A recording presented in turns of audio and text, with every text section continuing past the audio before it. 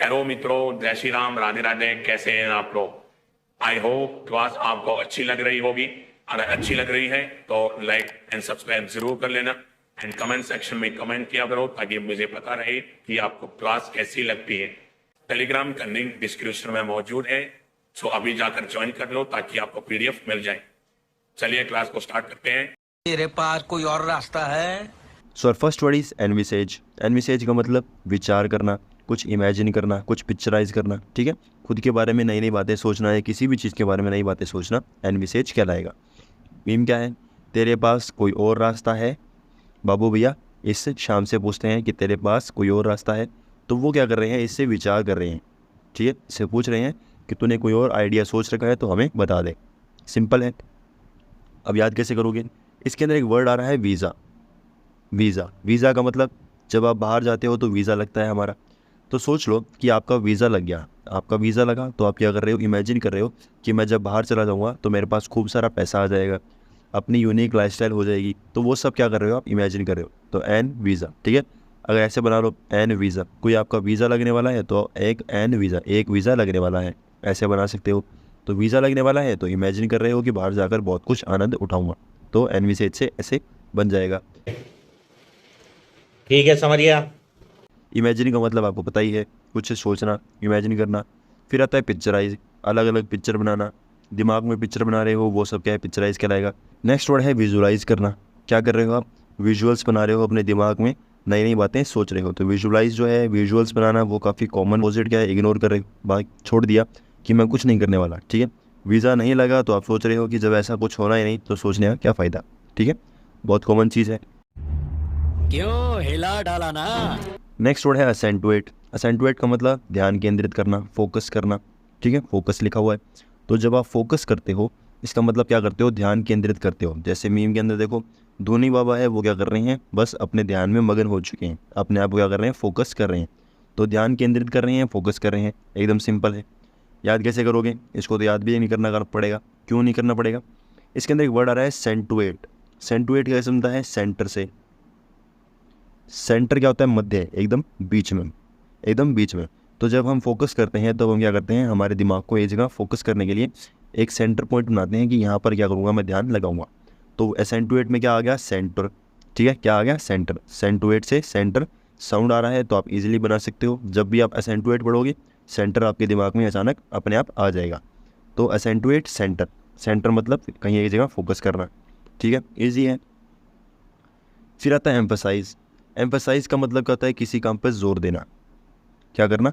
जोर देना। जैसे मैं जो अपने दिमाग के अंदर फोकस कर रहा हूँ, मैं अपना सारा जो कंसंट्रेशन है वो एक जगह लगा रहा हूँ, एम्फसाइज कर रहा हूँ, मतलब सारा दिमाग एक जगह जोर लगाकर चला रहा हूँ। ठीक है, तो फोकस करने का मतलब एम्फसाइज करना। अब ये जो वर्ड है ये काफ़ी कॉमन है, बहुत बार क्या होता है आपको सुनने को मिलेगा, तो आप इसे क्या कर सकते हो? याद कर सकते हो। ठीक है, फिर आता है पॉइंट आउट। पॉइंट आउट का मतलब जैसे ये बाबा जी हैं, मैं यहाँ पर पॉइंट आउट कर दिया, मैंने आपका फोकस जो है वो इधर ले आया। छोटा भीम है, मैंने इधर पॉइंट आउट कर दिया, आपका फोकस जो है वो इधर आ गया। तो पॉइंट आउट का मतलब होता है, इसका मतलब ही ध्यान केंद्रित करना। सिंपल है, बताने की ज़रूरत ही नहीं। फिर तो फोकस है। और फिर आता है हाईलाइट। हाईलाइट क्या होता है? ये मैंने हाईलाइट कर दिया, एक कलर लगा दिया, तो आपका सारा का ज़रा फोकस जो है वो इसी तरफ आ गया। ठीक है, सिंपल है। फिर इसके एंटोनिम क्या होगा? अगर आप ध्यान केंद्रित कर रहे हो तो उसका अपोजिट क्या होगा? आपका ध्यान क्या कर रहे हो? हटा रहे हो। हटाने का मतलब डाइवर्ट करना। डाइवर्ट का मतलब क्या होता है? जैसे आप रोड पे जा रहे हो, रोड पे जा रहे हो, आपके सामने दो रोड आती है, तो आप अगर मान लो आपको सीधा जाना था और आपने क्या कर दिया? अपना रास्ता बदल लिया, चेंज कर लिया, तो आप उस रोड से क्या हो चुके हो? डाइवर्ट हो चुके हो। ठीक है, आपको ये पहले से पता होगा, मुझे बताने की बिल्कुल भी ज़रूरत नहीं हो। नेक्स्ट वर्ड है ऑब्स्ट्रक्ट। ऑब्स्ट्रक्ट का मतलब रोकना, रुकना, किसी को बीच में बाधा बनना, वो सब क्या है? ऑब्स्ट्रक्ट कहलाता है। जैसे मीम क्या है? सलमान खान जी हंस रहे हैं, ये क्लिप तो सबने देखी है। मीम क्या है? रुक जा, रुक जा, 2 मिनट रुक जा। ठीक है, तो ये हंसते हंसते क्या बोल रहे हैं? थोड़ी देर रुक जा भाई, मेरे को पहले हंस रहने दे। कितने मिनट? 2 मिनट। तो रुक जा भाई, रुक जा, 2 मिनट है, रुक जा। मैं भी रुक जाता हूँ 2 मिनट। रुके क्या? नहीं रुकेंगे। रुक सकते हो, लाइक कर लो एंड सब्सक्राइब भी कर लो। ठीक है, अगर कमेंट नहीं किया है तो पहले कमेंट कर लो, फिर आगे स्टार्ट करते हैं। नहीं करोगे कमेंट, कोई बात नहीं, कर लेते हैं, स्टार्ट करते हैं। क्या बोलता है? ऑब्स्ट्रक्ट। ऑब्स्ट्रक्ट का मतलब रोकना। कैसे याद रखोगे? कोई ट्रक है, वो अब आपके सामने आ गया। जैसे आपकी गाड़ी फुल स्पीड में चल रही है, कोई ट्रक सामने आ गया, अब आपकी गाड़ी यहाँ पर रुक चुकी है, जैसे ही उसके साथ एक्सीडेंट हुआ अब आपकी गाड़ी यहाँ रुक चुकी है।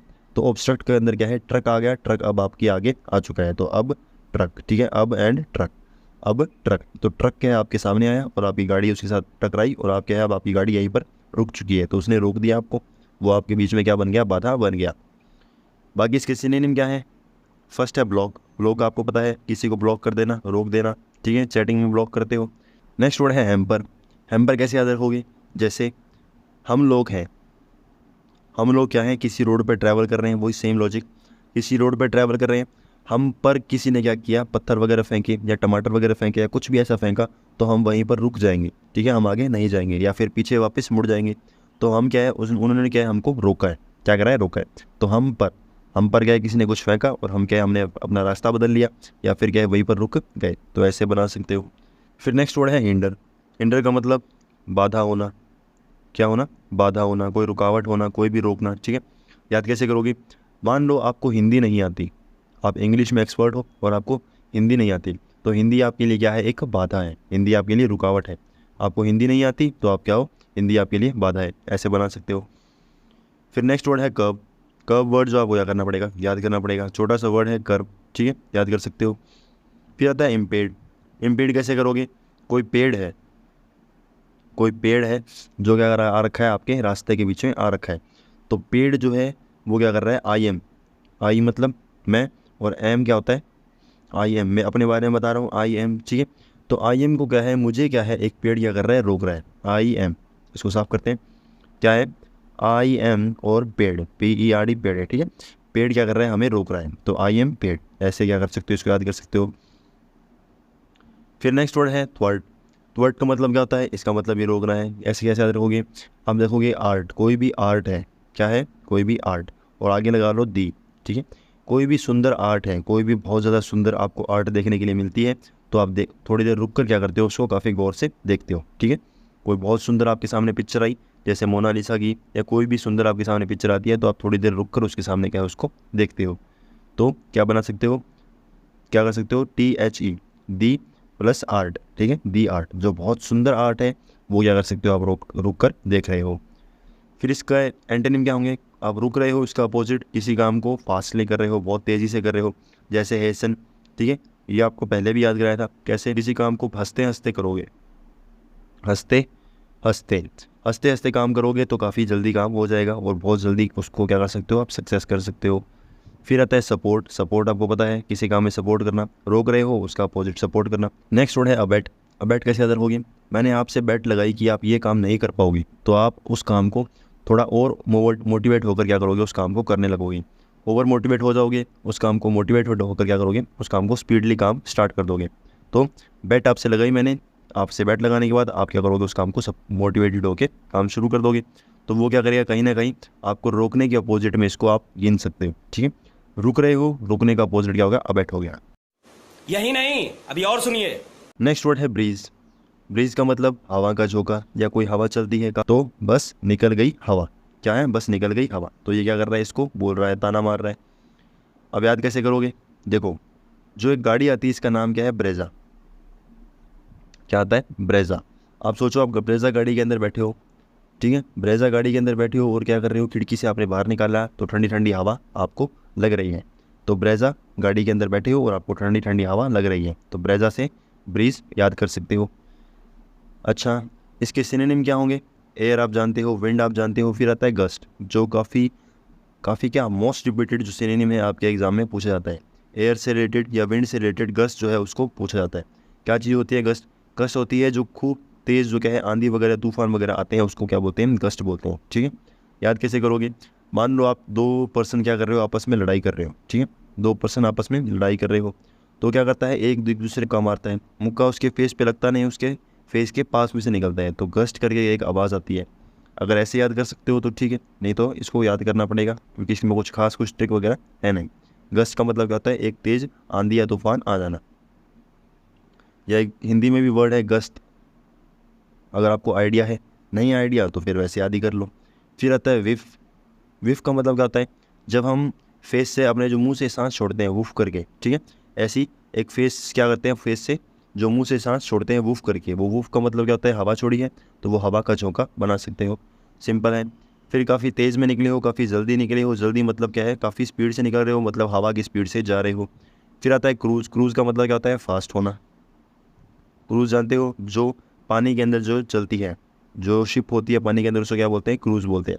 तो वो क्या है, काफ़ी स्पीड से चलती है, तो हम क्या कर सकते हैं, उसको हवा के झोंके से बना सकते हैं। दिल गार्डन गार्डन हो रहा है, बहुत मजा आ रहा है यहाँ पे। नेक्स्ट वर्ड है एंट्रेंच। एंट्रेंच का मतलब स्थापित करना, किसी को एस्टेब्लिश करना, या फिर किसी चीज़ को छुपा लेना, जिससे क्या है वो चीज़ क्या हो जाएगी, आपसे गायब हो जाएगी, तो वो एक तरीके से छुपाना हो सकता है। एस्टेब्लिश करना या स्थापित करना। कोई आपका डब्बा है, उस डब्बे में आपने क्या कर दिया, उसको स्थापित कर दिया, और ऊपर से क्या कर दी, पैकिंग कर दी, तो वो क्या होगा, छुप भी गया और स्थापित भी हो गया। अब इससे रिलेटेड कोई खास में कुछ है नहीं, तो मैंने यहाँ पर कुछ लगाया नहीं। अब इनको याद कैसे करोगे, देखो हम जो है लोकल लैंग्वेज के अंदर हम एक वर्ड यूज़ करते हैं, ट्रंक। हर किसी घर में, पुराने घरों के अंदर होगा, ट्रंक होता है, जो क्या है, लोह का होता है या फिर आयरन का होता है, और इसके अंदर क्या होते हैं, साइड में क्या होते हैं, बड़े बड़े जो पैर से होते हैं, ठीक है। उसके अंदर क्या करते हैं, घर वाले जो हैं, जो पुराने लोग हैं, वो क्या करते हैं, उसमें सामान रखते हैं और काफ़ी समय तक क्या है, उस सामान को पड़ा रहने देते हैं। तो ट्रेंच का मतलब बना लिया हमने ट्रंक, ठीक है। उस ट्रंक में क्या है, सामान पड़ा है। N trunk, A N, N का मतलब एक मानते हैं, वन, ठीक है। तो एन ट्रंक, एक ट्रंक है, उस ट्रंक में सामान हमने क्या है, रख रखा है, स्थापित कर रखा है। सिंपल है। फिर आता है एस्टेब्लिश। सिंपल है, एस्टेब्लिश आपको पता है क्या होता है, एस्टेब्लिश करना, किसी को सामान को रखना, स्थापित करना। फिर आता है फोर्टिफाई। फोर्टिफाई का मतलब मजबूत करना। क्या कराया था, मजबूत करना। तो एस्टेब्लिश कर रहे हो, किसी सामान को आपने रख दिया, किसी ज़मीन पर रख दिया, तो वो उसने वो जगह को क्या है, जो स्पेस को क्या कर लिया, एक तरीके से घेर लिया, और स्पेस को घेरने के बाद वो क्या हो चुका है, अब मजबूत हो चुका है। ऐसे बना सकते हो।